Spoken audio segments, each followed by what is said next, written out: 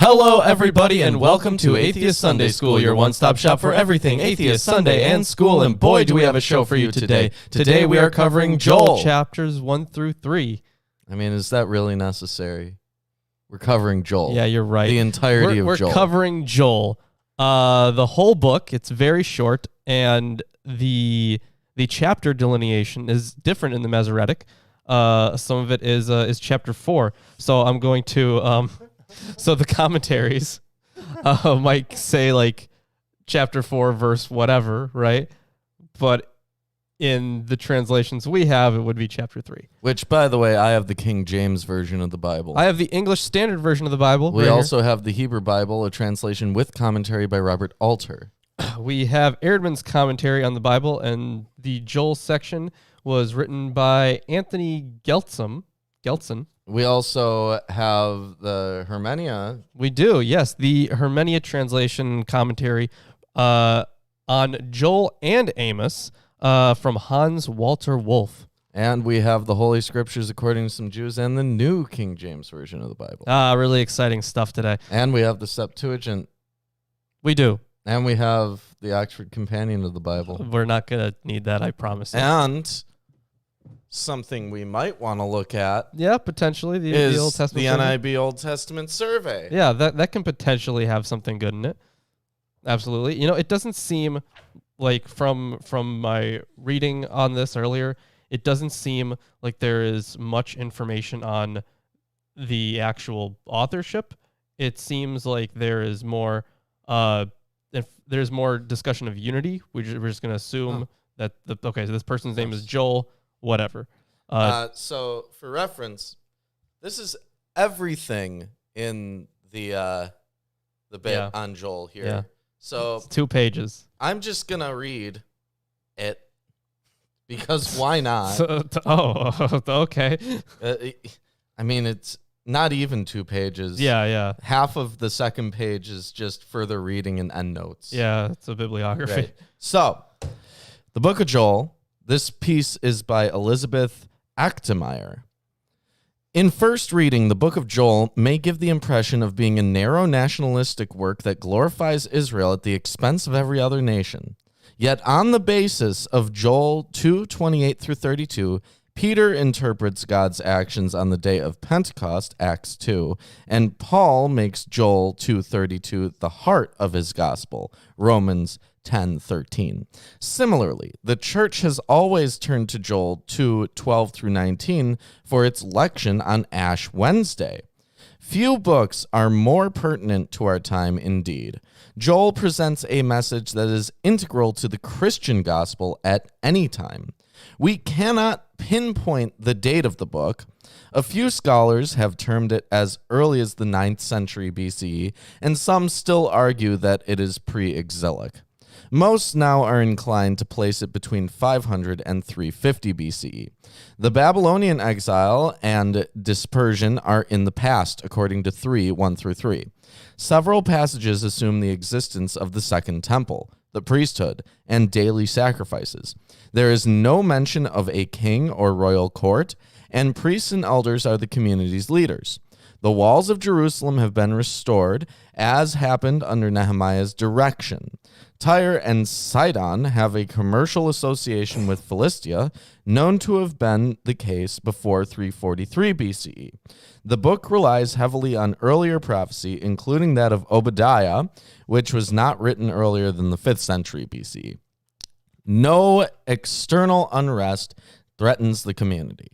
Thus, the evidence seems to point to the conditions of Judah during the Persian period, when it was a tiny sub-province of the Persian Empire.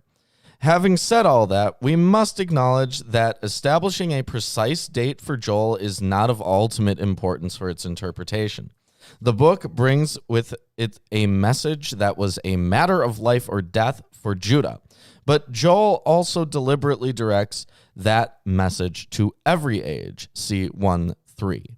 And thus, this prophetic literature is never out of date. As it now stands. I do have whenever you're done with it, I do have quite a bit more info on the dating of it. Okay, I'm about a third of the way through. Okay. As it now stands in the canon, the book may be regarded as a unity.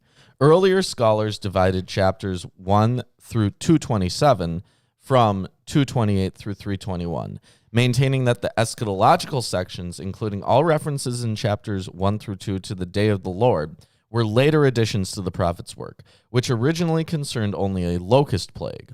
However, many interpreters have convincingly shown that the eschatological passages are integral to the book's message and that the book as a whole exhibits a remarkable literary symmetry between its two parts. 2:21 through 27 promises a reversal of the devastation described in 1:4 through 20. 3:1 through 17 describes events of the day of the Lord, foretold in 2:1 through 11. And so Yeah, there's a lot of talk of the day of the day of Yahweh. yes. That, of course, being like when repentance will come. Yes.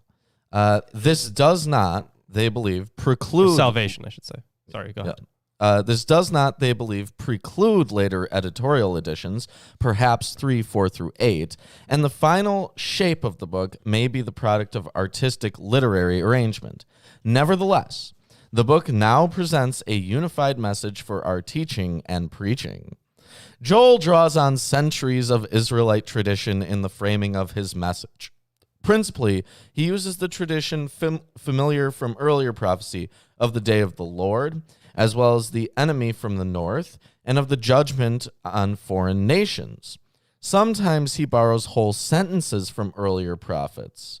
Sometimes he appropriates smaller word groups. But Joel's prophecy is not a stereotyped word from the past. Rather, it is a forceful, sometimes eloquent, sometimes is underlined. Yeah, I was going to say, does Joel have to use small words? Joel kind of slow. Well, the thing about Joel is a lot of words that actually pop up in Joel, they are only prevalent in later literature. Like they don't pop up in early literature, so we can date it. It dates kind of later. People were dumber later.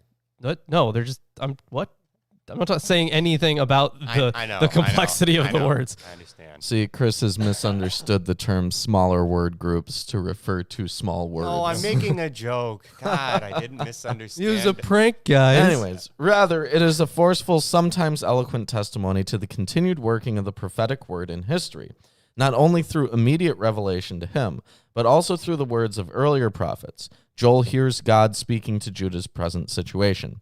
He believes that much foretold in past prophecy has not yet been fulfilled, and that the fulfillment is not only being worked out in his time, but also stretches on into the future.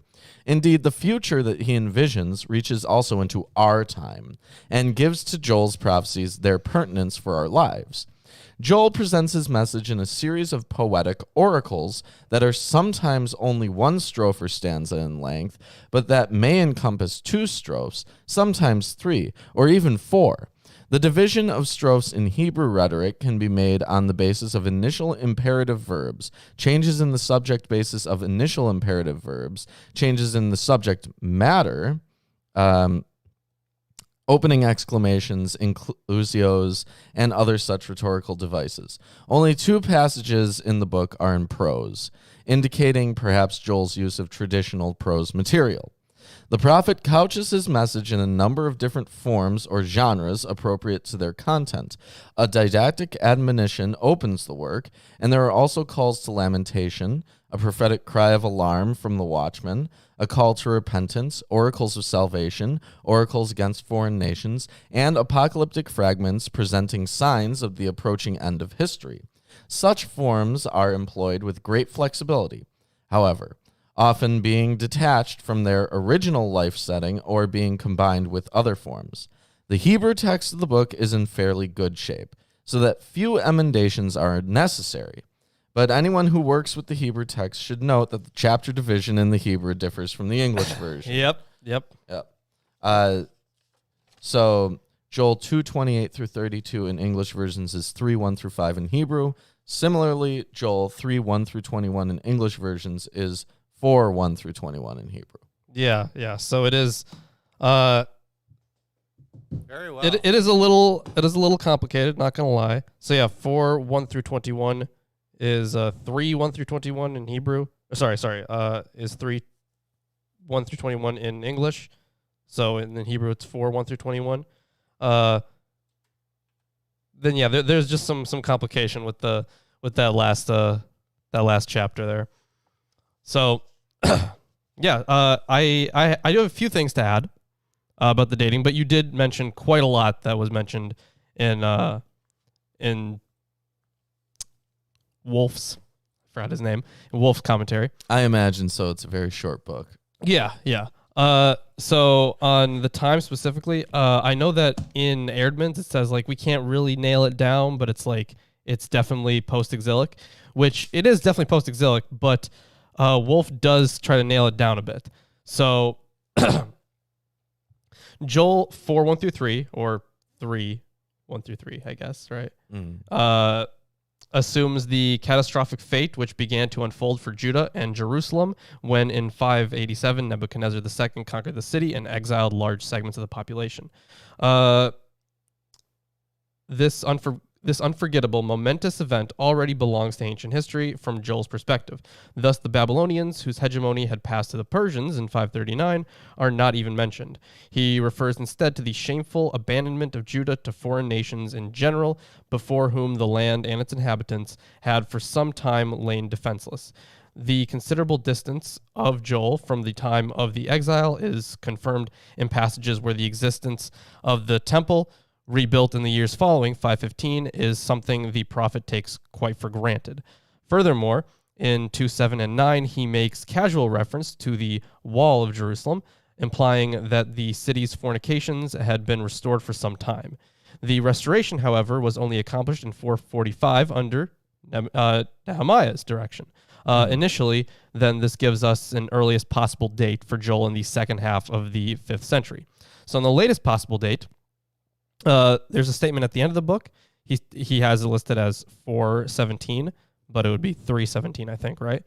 It lacks sufficient historical specificity to support the thesis that it recalls the conquest of Jerusalem by Ptolemy Soter in 312. This holds true for the reference to Egypt and Edom in 419 or 319. On the other hand, the commercial association of the Phoenician cities Tyre and Sidon with the Philistine cities, assumed in 4:4 or 3:4, points to the close of the Persian period. As far as Sidon is concerned, the Persian period already ended in 343 when the city was destroyed by Artaxerxes III, Archus, rather than at the time of Alexander's campaign in 332. It is probable that Sidon was no longer closely associated with Tyre after 343, for Sidon, along with Arvad and Byblos, yielded immediately to Alexander the Great, while Tyre resisted him for several months and Gaza for 2. The Macedonians, indeed, were able to conquer Tyre only with the assistance of the 2 Sidonian fleets. In any case, 4:6 suggests that the events of 332 lie well off in the future. Hence, the Greeks are portrayed as dwelling at some distance, accessible only through Phoenician Philistine meditation.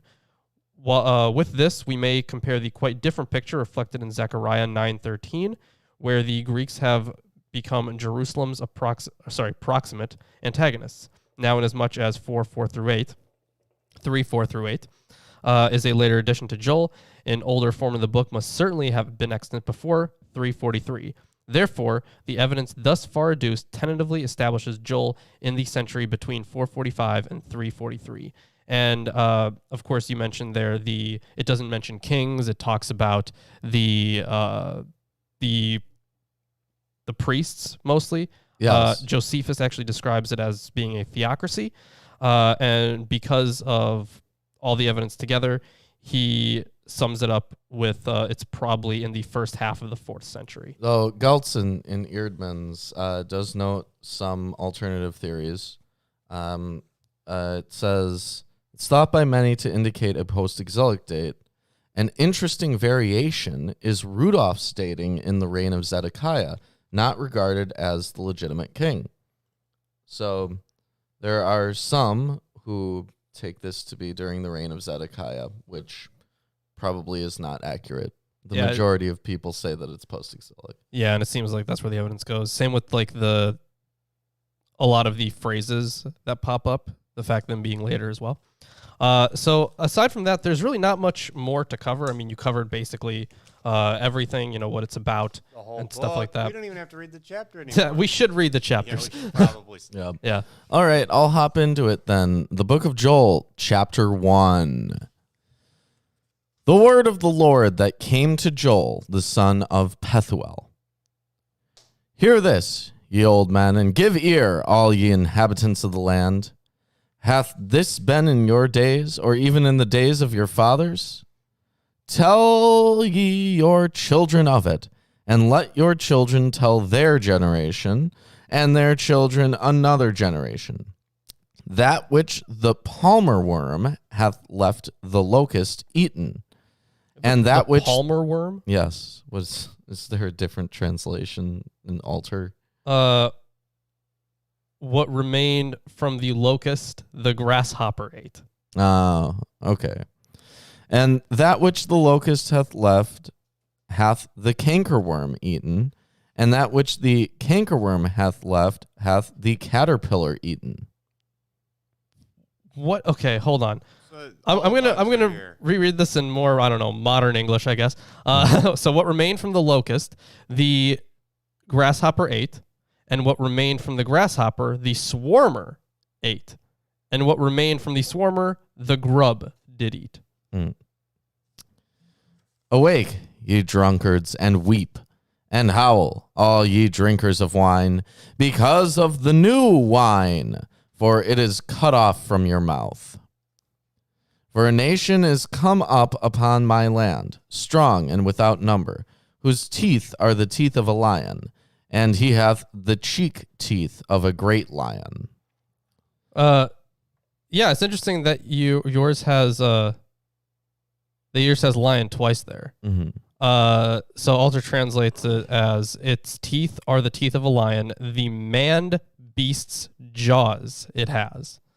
So I guess, lion would make sense there, but I guess he's going off of the Hebrew, which would be closer to that. So the locust plague as the cause of the distress is compared to the advance of a hostile people.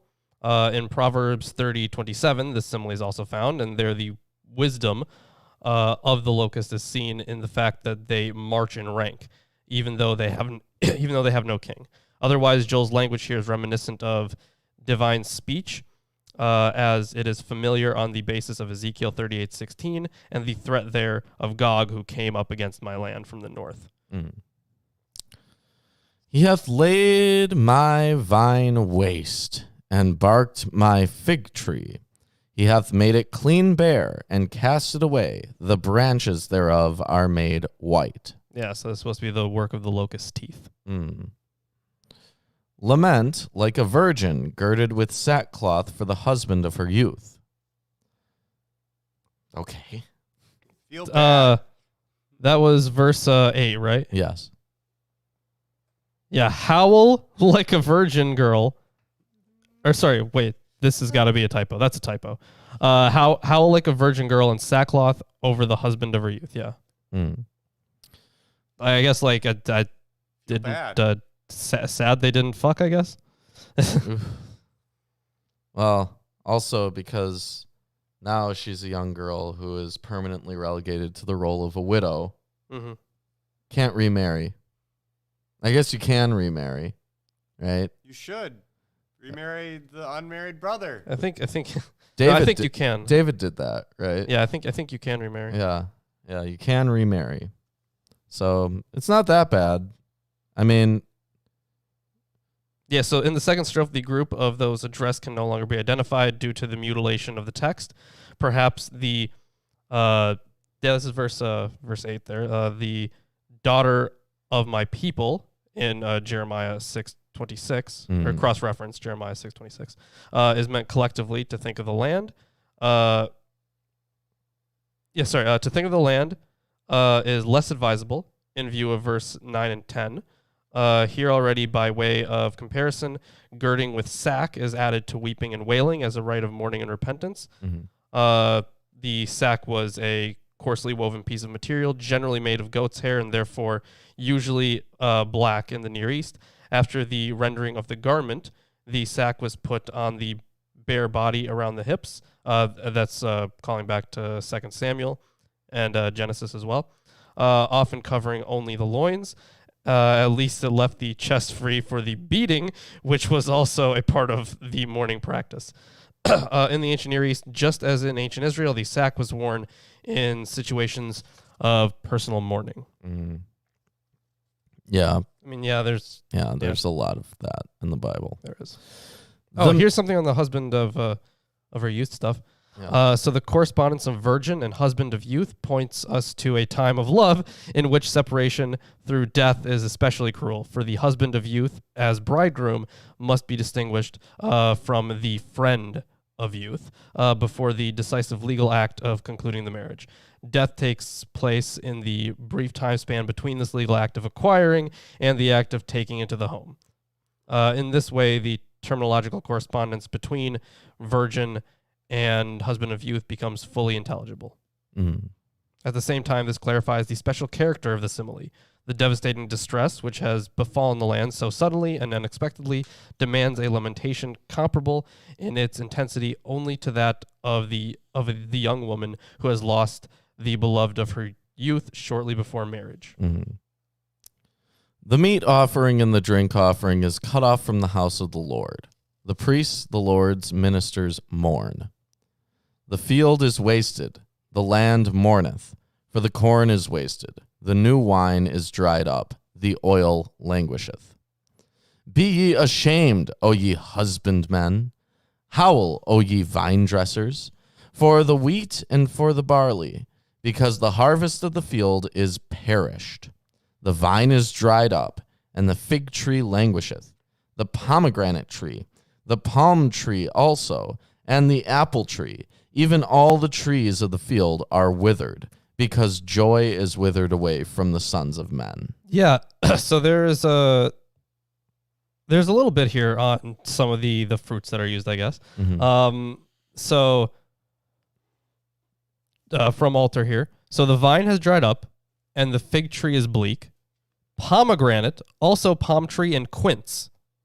All the trees of the field are sere, for joy is dried up from the sons of man. So for the translation quince here, the Hebrew tapua, appearing only here and in the Song of Songs, does not mean apple, as it is often translated, because there were no apple trees in the ancient Near East. Quince is an educated guess, although others opt for apricot.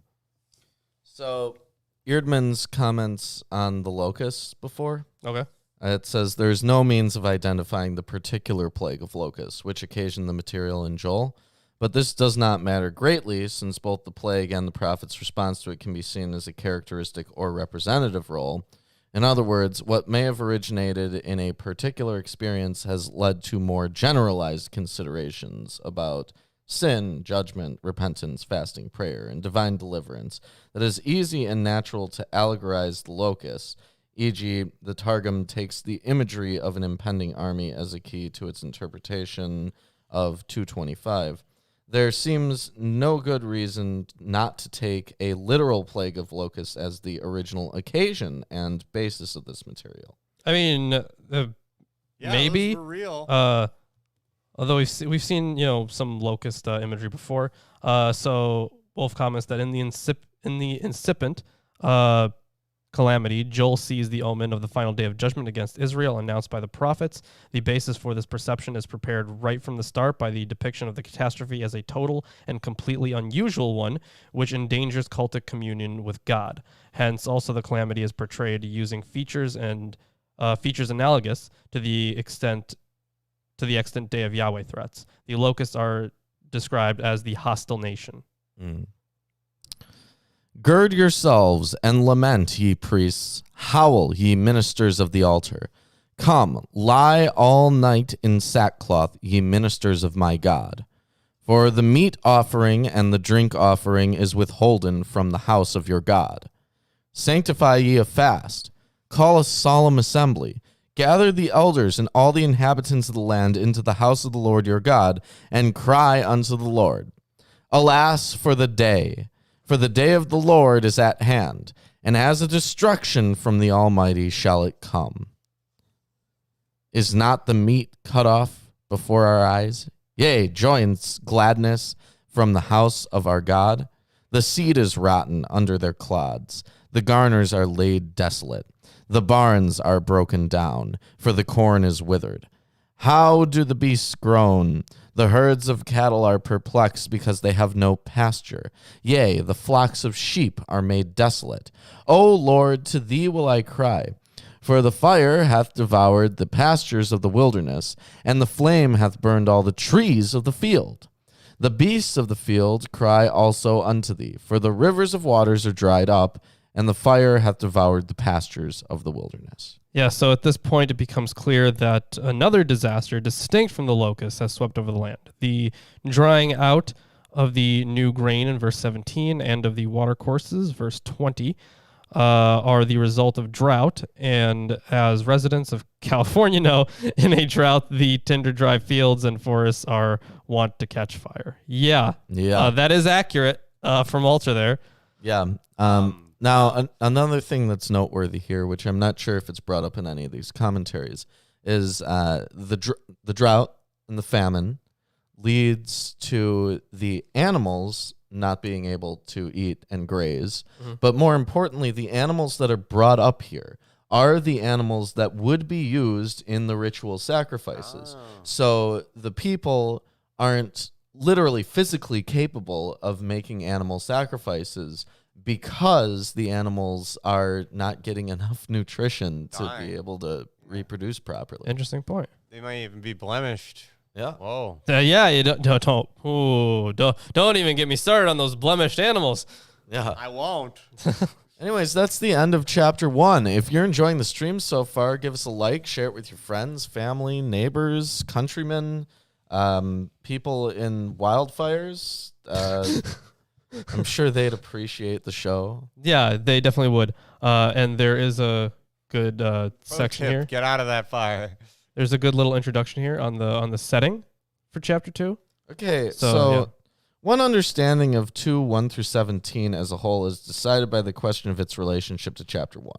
More recent interpretation is found in chapter 2, a description of locust invasion, just as in chapter 1. The difference is said to lie in the fact that the flat land, which is threatened in chapter 1, and the city of Jerusalem in chapter 2, or that in chapter 2, a second locust plague is imminent, caused by the hatching of the brood of the locusts in chapter 1. Against the first proposal, it must be pointed out that the inhabitants of the land are named in both chapters, that Jerusalem's temple with its priests is affected in both chapters 1 and chapter 2, and that the whole region is affected in both chapter 2 and chapter 1. As far as the second proposal is concerned, chapter 1 already presupposes a total destruction of the harvest by locusts and drought, and 1:4 already reckons with different locust invasions and the hatching of their brood. Now, to be sure, one ought to consider the possibility that 1:4 could be meant as a summary of the events of 1:5 through 2:17, the more so since the verse is taken up in 2:25, and that a closer description of the attackers is not given until chapter 2 in verses 4 through 9, when the subject is the attack upon the city.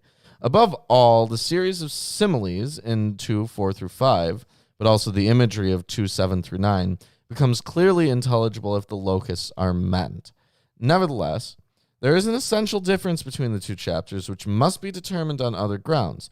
One, it is out of the question that the same calamity should underlie both chapters.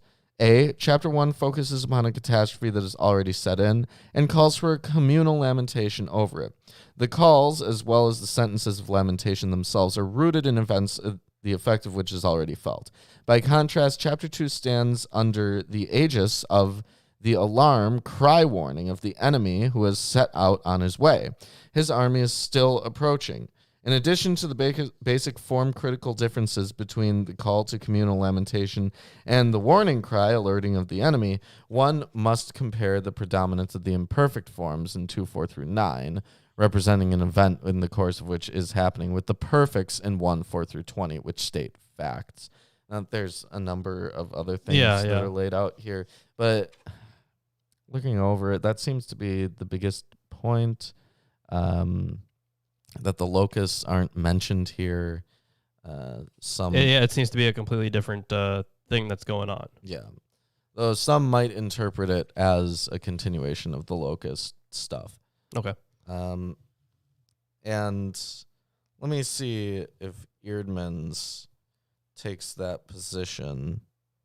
I mean, if anything, I can just I can get started. Yeah, well, why don't you get started then? Yeah. Chapter 2. Blow a trumpet in Zion. Thank you. Sound an alarm on my holy mountain.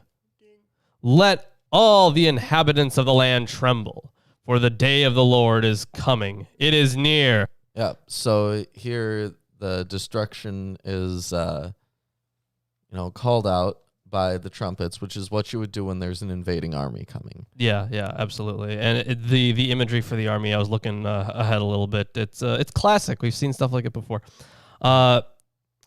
A day of darkness and gloom, a day of clouds and thick darkness, like blackness, there is spread upon the mountains a great and powerful people. Their like has never been before, nor will be again after them, through the years of all generations. So no, never again will an army like this show up. So like dawn spread out on the mountains. This is a striking poetic paradox.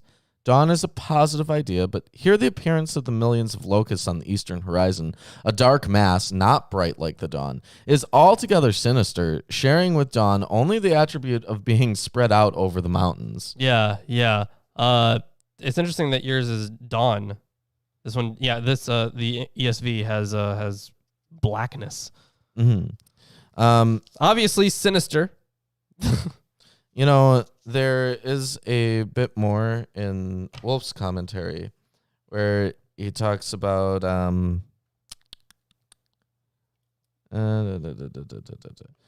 coming day of Yahweh is described further as the dark, gloomy day, the day of the dense cloud, which stands in direct verbal agreement with Zephaniah 1:15.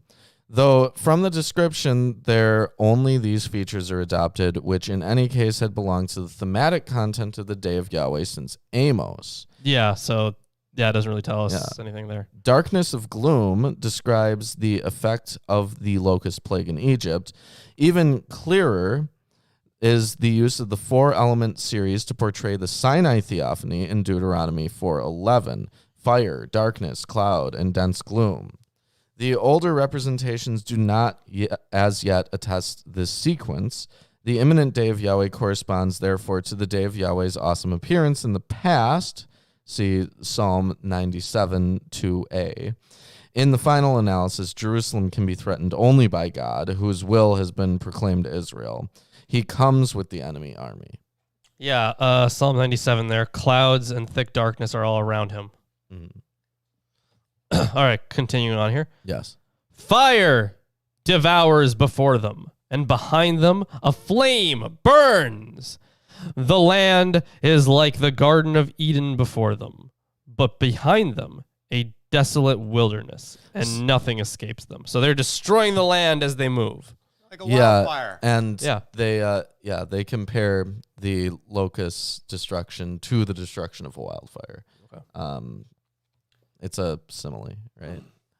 Or a metaphor, whatever. It's like a metaphor.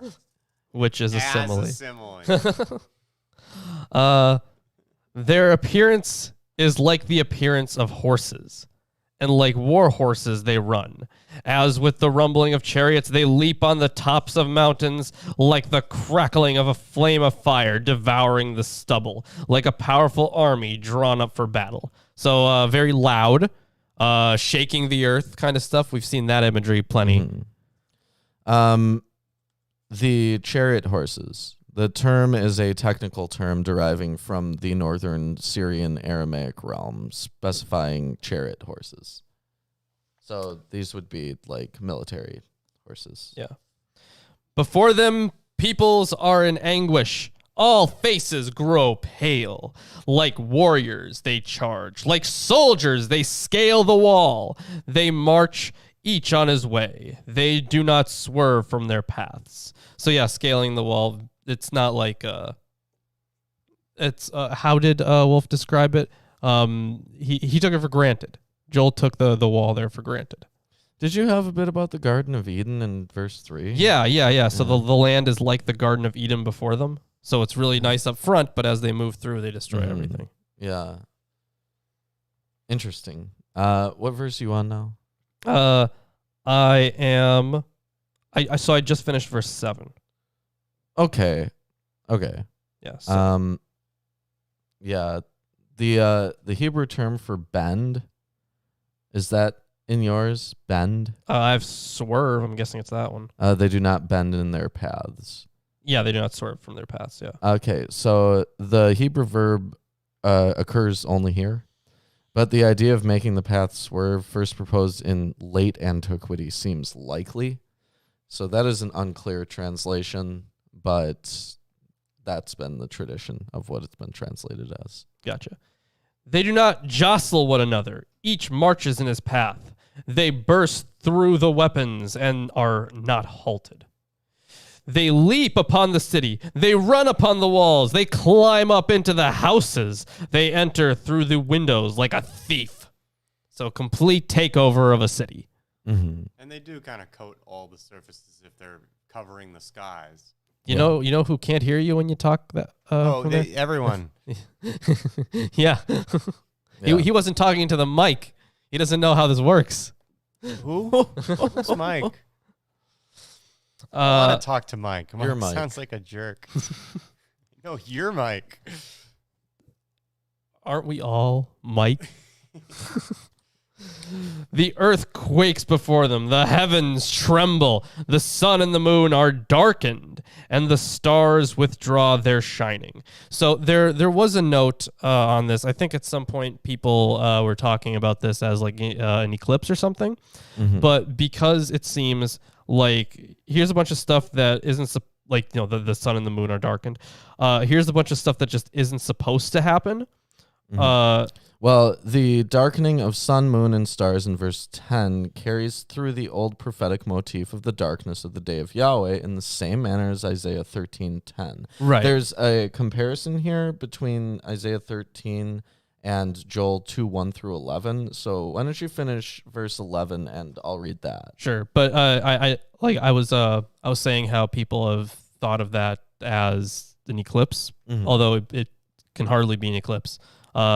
From the language and the image that's being portrayed, it does not seem like it would be an eclipse. Well, it's a figurative eclipse. Well, right? yeah, figurative, I guess, but maybe not even. It's not literally the moon being between the earth and the sun. Yeah. The Lord utters his voice before his army, for his camp is exceedingly great. He who executes his word is powerful, for the day of the Lord is great and very awesome. Who can endure it?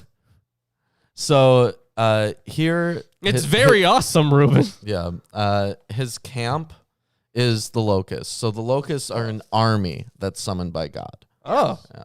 All right. They're used as his tool for destruction. That's classic. But this is the comparison with Isaiah 13 with 2:1 through 11. At this point, a coherent comparison of Isaiah 13 with Joel 2:1 through 11 is useful. We will collate the catchwords and motifs of the day of Yahweh presented in Isaiah 13, which recur in Joel 2. In Isaiah 13:3, those called up by Yahweh are designated as his warriors. A twofold voice or sound is used in Isaiah 13:4 and Joel 2:5. To draw attention to the noise of the enemy army, which resounds on the mountains, Isaiah 13:4 and Joel 2:2 and 5. This army is also a mighty people, Isaiah 13:4, Joel 2:2, 5, and 11. The central verse, Isaiah 13:6, which Joel has shifted to the center of chapter 1, constitutes proof that the strong contact is not a matter of chance. Corresponding to they will writhe in Isaiah 13:8, the nations in Joel 2:6 writhe in travail. The view of flaming red faces in Isaiah 13:8 corresponds to those aglow in Joel 2:6. The motif of the devastation of the earth, Isaiah 13:9, recurs in Joel 2:3. The extinction of the stars, sun, and moon, Isaiah 13:10, in Joel 2:10. The quaking of heaven and earth, Isaiah 13:13, in Joel 2:10. The despoiling of the houses, Isaiah 13:16, in Joel 2:9.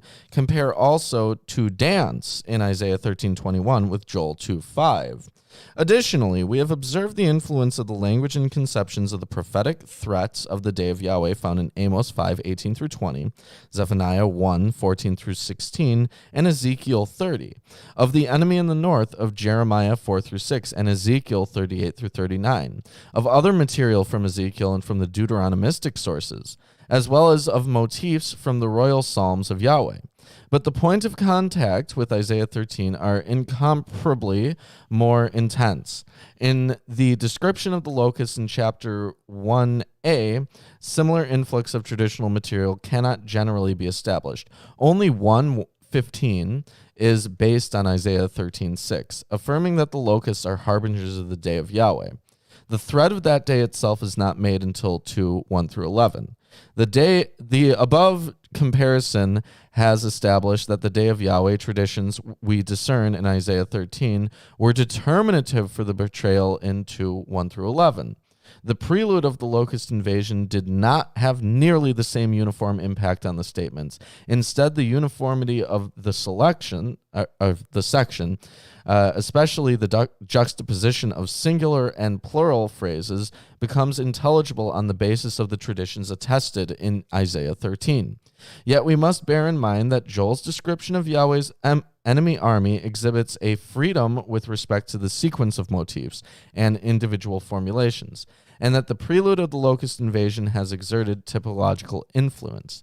The decisive difference from Isaiah 13 is twofold. One, the message which was directed there was against Babylon and is now turned against Jerusalem. And two, the immediate proximity of the day's fulfillment is verified by the current locust calamity and drought, as the insertion of Isaiah 13:6 in 1:15 shows most clearly. And I would think that a lot of this, it has been noted, all the parallels to these different prophetic texts about the imagery that's being used here. That would make sense. We've seen that a lot. Yes. Yeah. So for this upcoming section, Eerdmans notes that the prophet's teaching on repentance is concentrated in 2:12 through 17. Okay. Yet even now, declares the Lord, return to me with all your heart, with fasting, with weeping, and with mourning, and rend your hearts and not your garments. So don't be sad. Don't be sad. Return. Well, actually, hold on. This is kind of weird, right? Because so return to me with all your heart, with fasting, with weeping, and with mourning, and rend your hearts and not your garments. So rending your garments is a sign of mourning, right? Yeah. But he also says, come to me with fasting, with weeping, and with mourning. Yeah, those are mourning. Also, this return to Yahweh with all your heart is taken from Amos and Hosea and Jeremiah. Oh, so that's found quite a bit, yeah. Yeah. It just seems like it's weirdly contradictory, unless it's supposed to be like, with the... Okay, so here's an explanation. The continuation and with fasting, weeping, and mourning seems to be in keeping with the stock of formulas of that time. Joel has no objections to the customary rituals. Okay. So he's saying like you do the things you're supposed to do when you're supposed to do them. Yeah. When you mourn. Yeah. But don't be sad about coming back to me. Okay.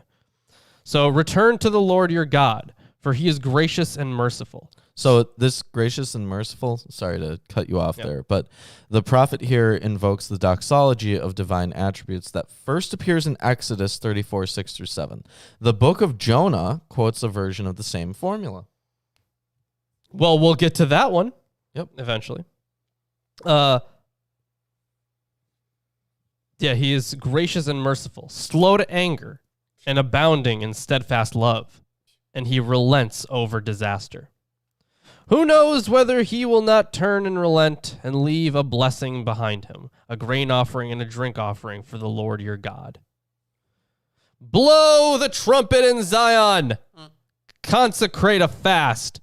Call a solemn assembly. Gather the people. Consecrate the congregation. Assemble the elders. Gather the children, even nursing infants. Let the bridegroom leave his room and the bride her chamber. So stop what you're doing and come here. All right, what do you need? I should also note, before we get too far ahead, that a lot of the stuff that pops up here is reminiscent of the same ideas that follow in the Deuteronomistic history. So, like, it gets brought up a lot in all of these commentaries, but it seems clear based on what is said in the commentaries, which I'm not going to say everything, right? Just that the Deuteronomistic history is part of the tradition that Joel is familiar with. Sure. Between the vestibule and the altar, let the priests, the ministers of the Lord, weep and say, spare your people, O Lord, and make not your heritage a reproach, a byword among the nations. Why should they say among the peoples, where is their God? Don't let us down. Yeah, and this is a collective supplication. Yeah. So on to verse 18 here. Mm-hmm. Then the Lord became jealous for his land and had pity on his people. The Lord answered and said to his people, Behold! I am sending to you grain, wine, and oil, and you will be satisfied. Oh, this is the thing we saw earlier, right? In chapter 1, where all that stuff was destroyed, right? Yeah. Grain, yeah. wine, and oil? I could swear that was in chapter 1. A lot of that, yes. Yeah. Yes, grain, wine, and oil. The new wine, specifically. Yeah. That was all the stuff that went bad. That was like the very first part of chapter 1, too, I think. So the people ask for help, and Yahweh's like, yeah, sure, I guess. Yeah, the fields are destroyed, the ground mourns because the grain is destroyed, the wine dries up, the oil languishes. Yeah, so that's 110 right there. Yes. Yeah, the promise of grain, wine, and oil points back clearly at first to the calamity described in chapter 1, but strangely, it does not say that this will make meal offerings and libations possible again. Interesting. So I'm sending to you grain, wine, and oil, and you will be satisfied, and I will no more make you a reproach among the nations. I will remove the northerner far from you and drive him into a parched and desolate land, his vanguard into the eastern sea and his rear guard into the western sea. The stench and foul smell of him will rise, for he has done great things. So by great things, probably doesn't mean actually great, but great in the sense of like big, life-changing things. Alter translates this as enormous things. Yeah, that's probably a better translation there. It's just really nice. Well, it's very literally, this would be, for he has greatly done.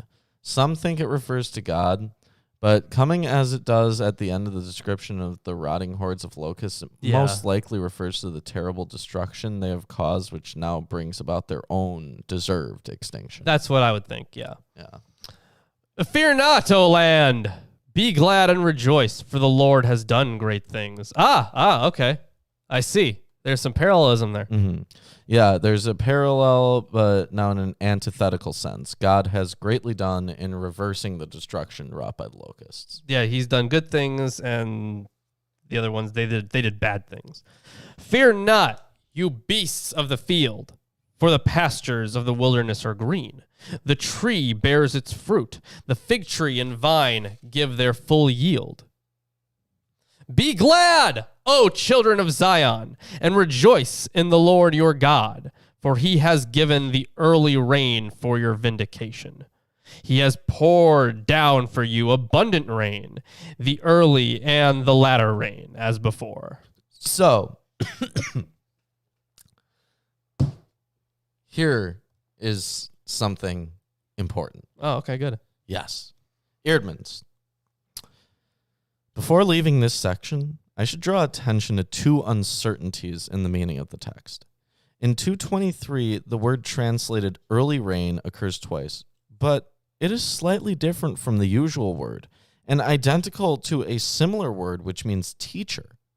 Some of the ancient translators understood it in this sense on its first occurrence in the verse, and some scholars have linked its occurrence, with the teacher of righteousness in the Qumran writings. That happens a lot. Yes. Yeah. It is interesting that the ideas of teaching and rain also occur together in 1 Kings 8:36. In the present context, however, early rain is by far the most natural and appropriate meaning. Now, I would think it goes along with all the because when you're talking about like the fruit giving its yield and stuff, I think I think it would make more sense that way, and agriculturally. And there's some more context in Wolf here. He says Masoretic announces a teacher for righteousness in 223, and Hosea 10:12. It does similarly in a comparable context. A related sequence of thoughts is also found in 1 Kings 8:36. It has been suspected that the misreading occurred in the context of the Qumran community, and even that the Qumran title was developed from Hosea 10:12 and Joel 2:33. Or I guess 2:23. That was a poor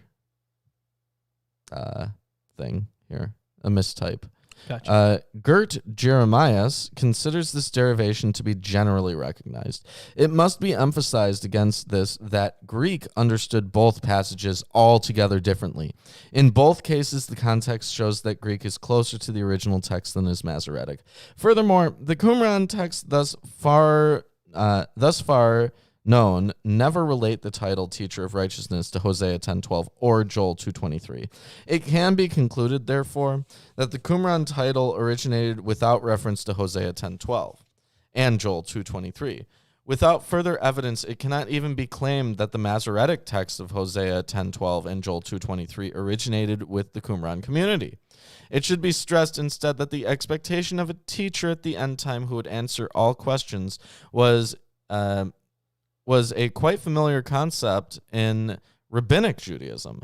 It is telling in this respect that the only passage from the Qumran literature somewhat reminiscent of Hosea 10:12 does not even correspond to the text as closely as does one in rabbinic literature.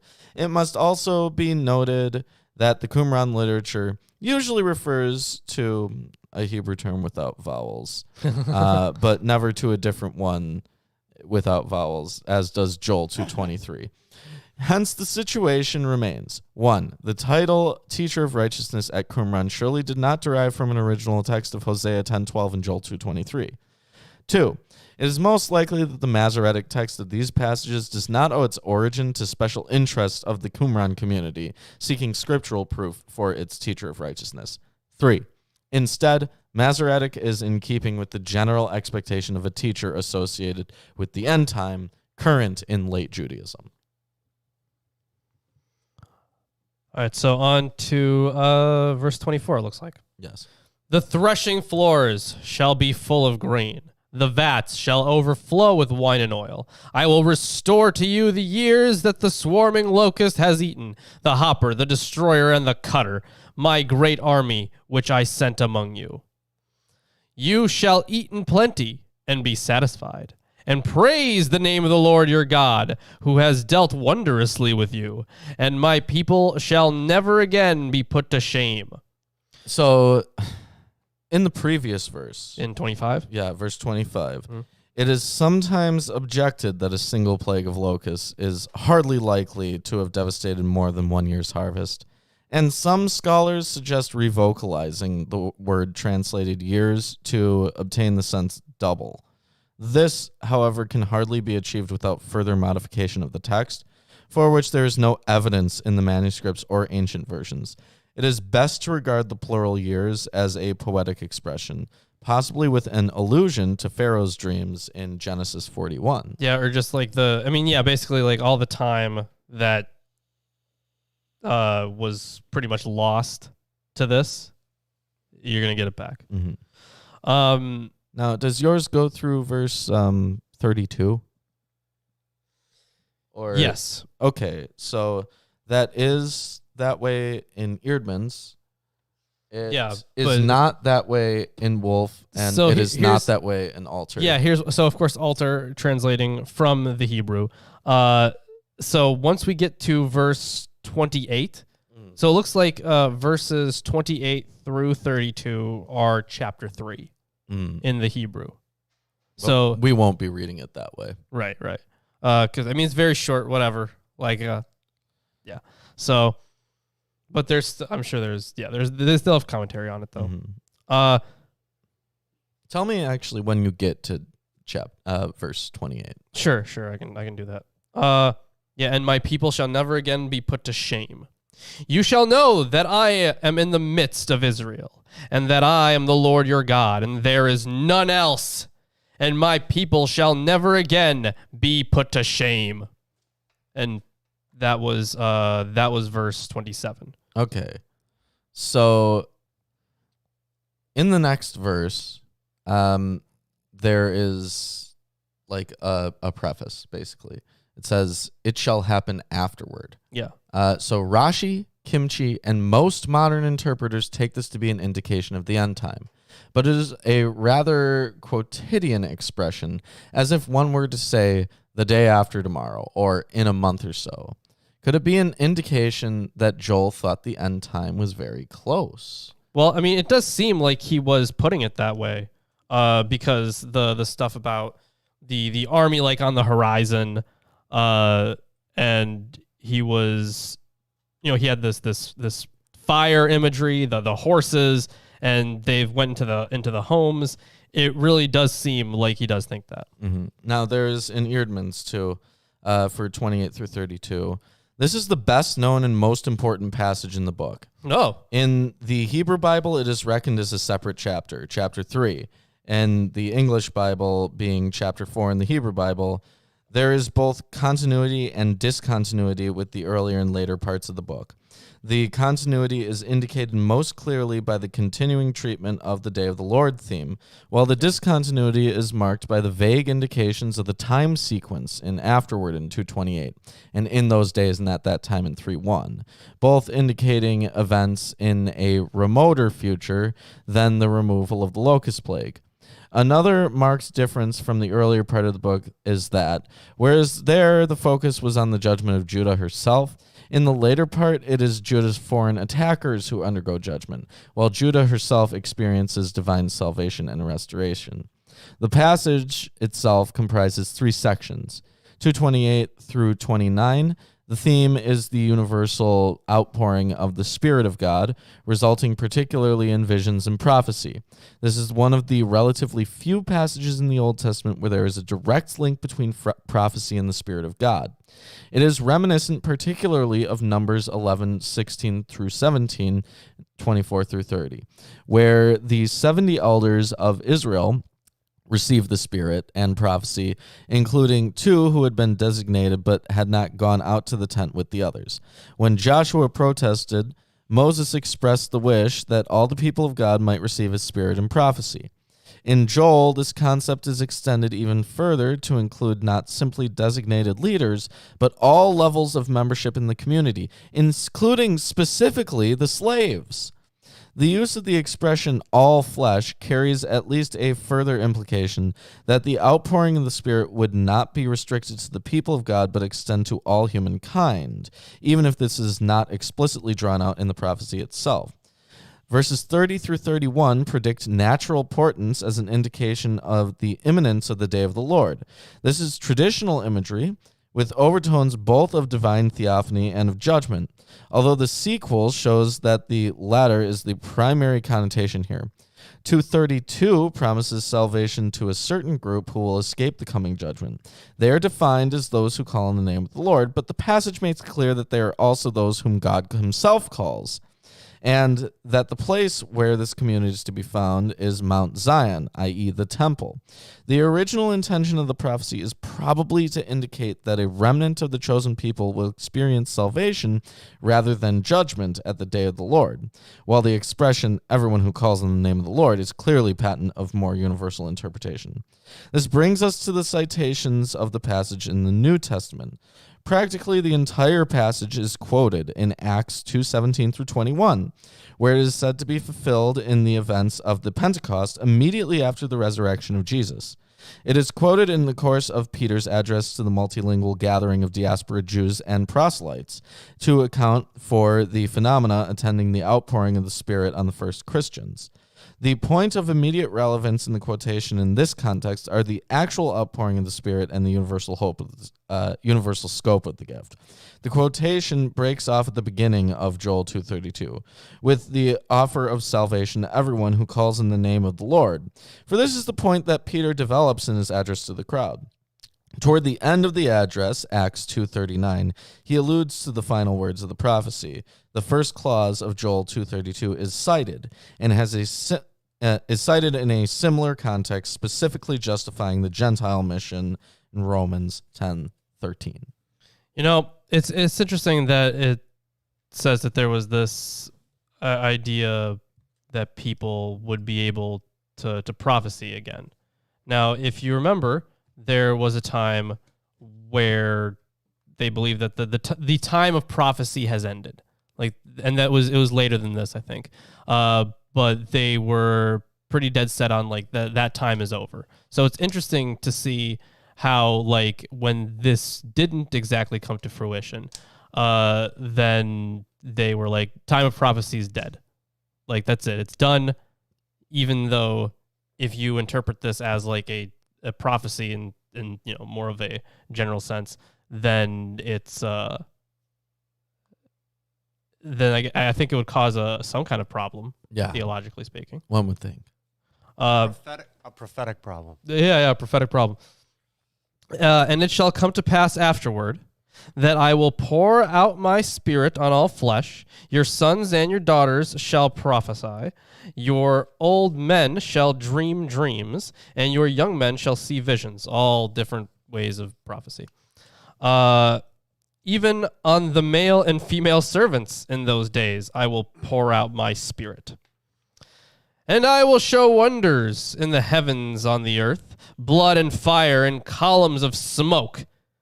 The sun shall be turned to darkness and the moon to blood before the great and awesome day of the Lord comes. And it shall come to pass that everyone who calls on the name of the Lord shall be saved. For in Mount Zion and in Jerusalem there shall be those who escape, as the Lord has said. And among the survivors shall be those whom the Lord calls. So it seems like because they're going off of the people who survive, these are the people who have went through this tribulation, right? So because of the context and who the Lord is going to call, I really don't feel like this is universal. Yeah, there's a great cataclysm in which many will perish and only the elect who cling to God will be saved. This reminds me of when we were reading the books of Ezra. Mm-hmm. Yeah. Right? Apocryphal podcast for those who haven't been following us. Those Ezra ones. Not Bible Ezra. Where Ezra argues with God about those who will be left behind, basically, or destroyed. Mm-hmm. And he's basically like, I remember he asked some good questions, and God was like, it was fun talking to you. Well, was that Ezra or Esdras? It's Esdras, but it's right. Ezra, Right. Sorry. Okay. who's Yeah. the I was character. just making sure about the books. Yes. So Ezra, when he talks to God about this, God's answer to it, if you remember, was that, well, basically, if everyone were so great, then it wouldn't be special to be great. Yeah. And he's like, well, do you take, I forget the exact terminology that's used, but it's like, well, do you take the best food or do you only take, or do you take all the food, right? Yeah, it was about farming and crops. Yeah, it was all that kind of thing. So that really reminds Kind me of similar to that, yeah. of the idea that's brought forward there with the elect being saved and such. And that is in the translations that we have the end of chapter 2. So if you're enjoying the stream so far, give us a like, comment, subscribe, share it with your friends, family, neighbors. And do you hear something? I do hear something. Perhaps I am dreaming dreams and visioning visions. Ooh. Behold, I am your Lord and Savior, Jesus Christ, and I want to let all you heathens and sinners know that I support this wonderful episode of Atheist Sunday School. Lawrence and Reuben try their very best to bring you the true glory of the Bible, and they need your help. They have provided links to their Patreon page and other social media just for you. Once again, my name is Jesus Christ, and this is Milwaukee Atheists. The Lord is with them. God bless. Oh my God, Jesus! Thank you for, of course, coming back and taking Reuben. Yeah, once again, Reuben has disappeared. He has been taken up. He consistently just gets more attention from Jesus than I do, and honestly, Jesus, I feel kind of bad. Bit biased. Yeah, he's biased towards Reuben, against me. I don't know if it's against you. That's against me. It's more towards Reuben. Ah. I don't know if there's mutual exclusivity. Rabble. But either way, Reuben has disappeared into the void. Perhaps he will come back Who's gonna read chapter 3 with revelation. That's what he does. He always comes back with some divine insight. So let's hop into chapter. Well, it's chapter 3, right? But the Masoretic text has it as chapter 4. Oh my God! He has returned. Lo, I hath returned. I bring tidings from the Lord. Oh, what'd you get? He has revealed to me that Israel needs to call an exterminator because they have a really bad bug problem. You know what? Yeah. It does seem pretty bad, doesn't it? Yeah. Yeah, they really need to I like how God is relegated to the role of Terminex. in this book, a little bit, yeah. Yahweh's divine power is raid. Shadow Legends. Oh man, sponsor us now. Oh my God, no! Like if Raid Shadow Legends wants to sponsor us, I'd be like, no, I don't want to become a meme. Yeah, Thank you. But if they were like, we'll pay you $3,000 an episode. then maybe we'll do an that. episode. This was brought to you by Raid Shadow Legends, your favorite game. You can play it. It's, Probably never played it, but you've seen a lot of people playing it. Oh man, I everyone. think I played that game once, maybe. Oh, everyone says it's the best game, so it I must lost my be account, good. so I don't know if it's good or not Well, anymore. that just means that you can sign up and get Oh your my new God. special access stuff. That enter our codes. Milwaukee Atheists 1 2 3 4 5 6 Not an 7 8 actual 9 code. 10. Disclaimer. No, not an actual code, but yeah, that would be our Raid Shadow Legends advertisement. It would be like overly. It'd be like very cringy, overly. As bad as you just did it. Yeah, it would be exactly This that. bad. It would be exactly that. All right, so how about we hop into chapter 3? All right, I'll hop into it. All of the commentary for chapter 3 or chapter 4 is on this page in Eardbins. And this isn't a super long chapter either. It's only 21 verses. Yeah. So, chapter 3. 4. Behold. Oh, In those days and in that time, when I shall bring again the captivity of Judah and Jerusalem, I will also gather all nations and will bring them down into the valley of Jehoshaphat and will plead with them there for my people and for my heritage Israel, whom they have scattered among the nations and parted my land. Yeah, so the valley plain of Jehoshaphat, just as the northerner in 220 and the valley of the Acacias in in 318, is a cipher. The use of such was quite popular in the emerging apocalypticism. It is possible that the memory of the battle of King Jehoshaphat, as it may have been known to Joel from the account in 2 Chronicles, could have had a part in determining the expression, but this cannot be demonstrated. There's an Eerdmans here, starting there and ending there. Yeah, there is some details. There's a little bit here more on Jehoshaphat and the use of it here. So, whereas the theme of judgment in the earlier part of the book was concerned with the judgment of God's people themselves, the judgment envisaged here is clearly universal, with a summons of all nations to the Valley of Jehoshaphat. This location has not been identified, nor is there any obvious reference to the king of that name.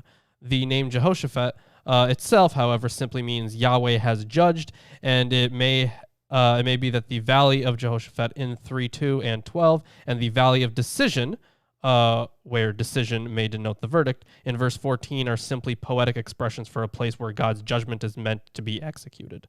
The crimes for which the Gentile nations are to be judged are, according to verses 2 through 3, those of maltreatment of God's own people. And they have cast lots for my people, and have given a boy for a harlot, and sold a girl for wine that they might drink.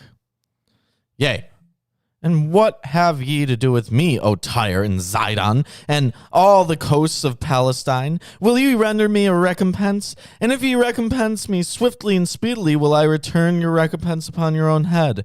Because ye have taken my silver and my gold, and have carried into your temples my goodly pleasant things. The children also of Judah and the children of Jerusalem have ye sold unto the Grecians, that ye might remove them far from their border. Yeah, the Greeks there. Yeah. So it seems like the entire setting has kind of changed here. So on just more generally, from 4 through 8, verses 4 through 8. So the later, they note this, or Wolf notes this as a later addition. The later edition prefers a relevant particular charge. Relevant, sorry. After the linking, furthermore, it exhibits in its opening lines the form of a lively legal dispute. What are you to me is the short form of the question, what have you done to me? Oh, interesting. In the Hebrew, I guess, with which a legal charge begins. So the question of dating cannot be decided on the basis of individual pieces of evidence, but must take into account simultaneously the following points. Tyre, Sidon, and the Philistine regions are referred to as acting in concert. The Judeans and the people of Jerusalem were sold to Greeks. The Sabaeans appear only in the threat. The piece was inserted later into the context of Joel 4:1 through 3, and then 9:1 through 14. Now it is possible to demonstrate, especially by means of the description of the coast found in Pseudo-Skylax, that the Phoenicians and the Philistines constituted a political community in later Persian times, around the middle of the 4th century. Alexander the Great had consequently to break the resistance of both Tyre and Gaza in 332 BC. That Sidon is not mentioned in the course of Alexander's campaign is explained by the fact that it had already been destroyed by Artaxerxes III in 343. Thus, the community of action formed by Tyre, Sidon, and the Philistine cities belongs to the period before 343. Slave trade with Greece had flourished since the 5th century, but it was especially in the 4th century that Phoenicia was subject to strong Greek influence. So I want to point out a few things here. First of all, when Israel and Judah was punished by God, he specifically said that they would be servants to foreign people, right? Mm-hmm. Which implies that the slavery that they were put into was of God's choice and his doing, right? It was his intention that they would be slaves to these foreign people. Second of all, correct me if I'm wrong, but I'm pretty sure that there was a commandment against enslaving Israelites. If you're an Israelite. Yeah. But here, because they would be punished for these things, is specifically slavery, because it gets brought up multiple times in this condemnation. Yeah. Right? Would that imply that the laws that are established for Israel by God are also supposed to apply to non-Jews? Because that's something that gets brought up by Christians a lot, where they say that the laws of Moses were for the tribe Israel and the people Israel and do not apply to people outside of it. But here, these foreign nations are being punished for breaking the laws of Israel. Well, I think that in some sense it would be just to, like I said, first of all, this was a later edition. Yeah. And so I think that someone could talk their way out of that if they take the position that it is a later edition, then they just don't accept it, I guess. Mm-hmm. Which would be an apologetic for it, but still. I think that in some case here, I wouldn't think that it has to do with the commandments. Right. I don't think it has to do with breaking the commandments. But it seems strange that they would be punished for doing this when it's specifically what God said would happen. Hey, remember what happened with the Babylonians? Yeah. Yeah, because so you had God who was all like, you have disobeyed me, therefore I will send the Babylonians to destroy you. Then that happens, and then he punishes the Babylonians. Yeah. Which is nonsensical. So, I mean, you can't say this isn't consistent. I can. He makes the Egyptians, Pharaoh's heart hardened, and then he dicks over the Egyptians. Yeah. Pretty consistent theme. Anyways, behold. Behold! Behold. I will raise them out of the place whither ye have sold them, and will return your recompense upon your own head. And I will sell your sons and your daughters into the hand of the children of Judah, and they shall sell them to the Sabaeans, to a people far off, for the Lord hath spoken it. Proclaim ye this among the Gentiles. Prepare war. Wake up the mighty men. Let all the men of war draw near. Let them come up. Beat your plowshares into swords, and your pruning hooks into spears. Let the weak say, I am strong. Assemble yourselves and come, all ye heathen, and gather yourselves together round about thither. Cause thy mighty ones to come down, O Lord.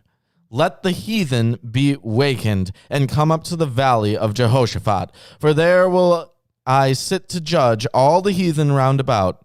Put ye in the sickle, for the harvest is ripe. Come, get you down, for the press is full, the vats overflow, for their wickedness is great. Multitudes, multitudes in the valley of decision, for the day of the Lord is near in the valley of decision.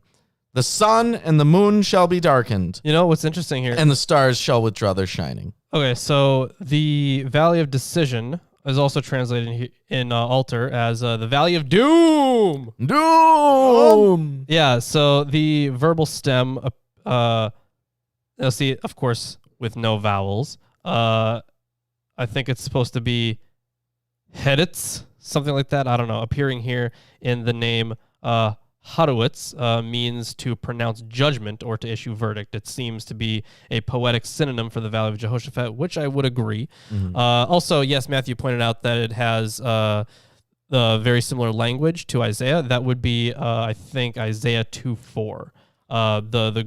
Grind your plowshares into swords and your pruning hooks into spears. This is an obvious and grim reversal of the famous verse in Isaiah 2:4.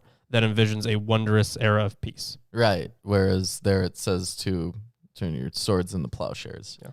Right. So, they're in, and the sun and the moon darkening and the stars withdrawing. This is common for end times. Yeah, we've seen it already today. Yeah. Yeah. The Lord also shall roar out of Zion and utter his voice from Jerusalem, and the heavens and the earth shall shake, but the Lord will be the hope of his people and the strength of the children of Israel. So shall ye know that I am the Lord your God dwelling in Zion, my holy mountain. Then shall Jerusalem be holy, and there shall no strangers pass through her any more. And it shall come to pass in that day that the mountains shall drop down new wine, and the hills shall flow with milk, and all the rivers of Judah shall flow with waters. And a fountain shall come forth out of the house of the Lord, and shall water the valley of Shittim. This, I think, is something that came out before. Yeah, so the reference to the temple as the source of the fountain shows that even the expectation of overwhelming fertility is viewed in light of Yahweh's residing. Hence, the reversal in the economic crisis announced in 2:19-26, a reversal which there meant no more than normalization of the food supply, is enlarged to absolutely miraculous dimensions. The conception of the day of Yahweh as a day of judgment on the nations and a day of deliverance for Israel is thus supplemented by the paradisal motif. For to have found refuge with Yahweh must also mean a surfeit of provisions. Using the same words, Amos says that the mountains drip with juice. There also, the immediately following colon speaks of the hills, but then departs from Joel in the predicate and even more so in the further continuation. To be sure, the themes in Amos remain related insofar as they're also the eschatological expectation associated a paradisal abundance of harvest and political freedom. But the motif of the temple fountain is completely absent, and the wording of Amos coincides with that of Joel, only in of Amos 9:13 and Joel 4:1, it would be 3:18, Joel 3:18, only in 4 cases. Thus, Joel takes up catchwords and elements of tradition, incorporating them freely into his own draft. Yep. Egypt shall be a desolation, and Edom shall be a desolate wilderness for the violence against the children of Judah, because they have shed innocent blood in their land. But Judah shall dwell forever, and Jerusalem from generation to generation. For I will cleanse their blood that I have not cleansed, for the Lord dwelleth in Zion. And that is the book of Joel. So, final thoughts on Joel. It wasn't bad. No, not bad. Interesting read. Absolutely. A very quick read.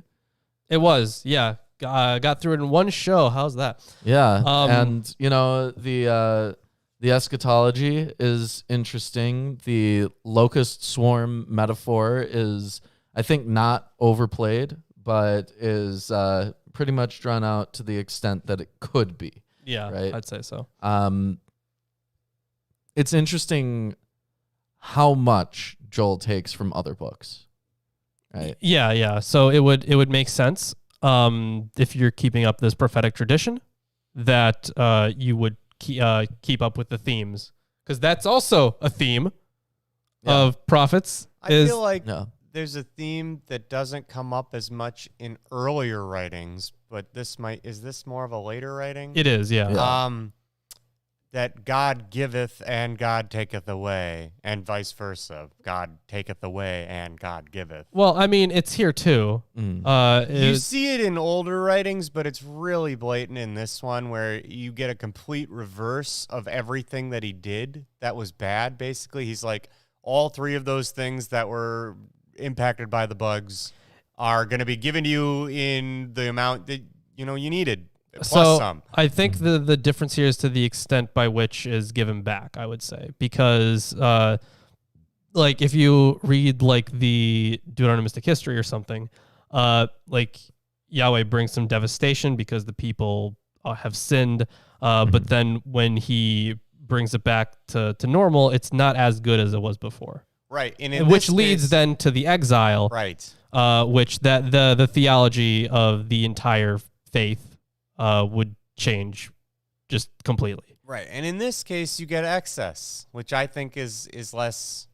yeah, prevalent in earlier writings. Well, yeah, because in this case, it's way closer to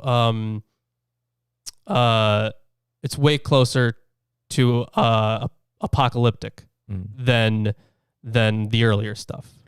Gotcha. Yeah. Oh, guys, there was something that we were supposed to do Oh my God. that we didn't do. Holy shit. Oh my God. How do we forget that? Yeah.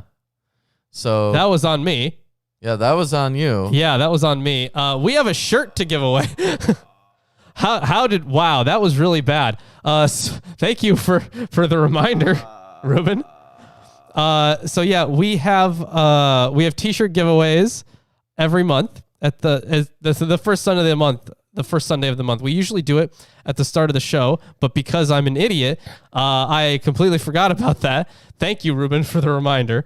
That could have been bad. So either way, we are going to we're going to spin a wheel, and if you are a $10 patron or more, you are on the wheel, and you can win a free shirt. And this would be a good time to bring up our Patreon since we're ostensibly at the end of the show. Yeah. If you're on our Patreon, for $1 a month, you can get all the scripts to our written videos. Yeah, that's like all the really long ones. Yeah, for this stuff, you can get into the t-shirt giveaways. You can get our physical book releases. Well, I like the physical logo book. in the middle. Did we always have that? Yeah, Yeah. Really? I don't you feel like we did. we did. You can even be on the show once a month for $50 or more. Yeah, you could be like Landon. Yeah. So And I think Landon's coming on next week. with that being said, I think it's time to Spin! wheelie. Spinny wheelie. Spinning wheelie. Okay, who does it land on? Michael. Michael. You have won a shirt, Michael. We will be communicating with you to tell you what kind of shirt you want. Also, if you want to just buy a shirt, anyone who didn't win, you can check the merchandise pin that's about to be pinned right there. Make me do all the work. we got a good bit of shirts. One that never comes up. Yeah. Yeah, I like that one too. Didn't we make that one? You did. Oh, okay. Yeah. You can get yourself that shirt or any of our fine t-shirts on our Teespring. Yeah, we got a lot with a B on it. Yeah. If you want to support us in a different way, we have an Amazon wish list full of books. Just received one of them. Yeah. Yeah. And yeah, we added a bunch of commentaries for the New Testament on there as well. So if you want to get books on this table, if you want us to have sources for more long form videos, And you want us to have those you things. do. You want us to have them. Yes, you you do. need us to need have it. them. Yeah. So you can go to our Amazon wish list. All links are in the description. If Nightbot was just better, Slightly more vigilant. I see him once. yeah. So we all links are in the description, and then Facebook and Twitter, free to follow us on those platforms. And send your Lawrence diss tracks to Yes, MilwaukeeAtheists@gmail.com. We want Lawrence diss tracks. Please diss me, tear me a new asshole. Yeah. Yeah. Okay, so that's it. Next week, well, on Friday, what are the results of the poll, by the way? Oh yeah, let's check that. Yeah. Let's check the results of the poll. We're going to tell you all what we're going to be reading on Friday Apocryphal Podcast right now. Yeah, when I initially checked it the other day, it was like exactly it was split 33% all the way. And I was like, this is so not helpful. But it looks like the winner is the Apocalypse of Abraham. The Apocalypse of Abraham. We will be reading the Apocalypse of Abraham on Friday. Yep, that's what we're going to be Probably doing. not the whole thing. Well, we'll see. We'll see how long it is. Yeah. But look forward to that. And on next Sunday, we'll be starting Amos. Yeah. And I think Amos is going to be split into what, 2 or 3? It's 9 chapters or 10 chapters. It's one or the other, right? So probably 2 or 3. Yeah. Yeah, probably 3. Might be. No, I think it'd be better to do 2. Well, you want to do like 5 and 4 or Something like that. Yeah, we can do that. Yeah. It's not a long book. Yeah, the chapters are fairly short too. Yeah. So next couple episodes we'll be doing Amos. So look forward to that. Yeah. And that is one of, if not the oldest books in the Bible. I think we have more commentaries on that too. We do, yes. We Yeah. do. So without further ado, we will See you on Friday and then Sunday, and then Friday and then Sunday, And we'll then see if Friday, maybe and then Sunday, Jesus and then wants to take Friday, me and next then time. Sunday.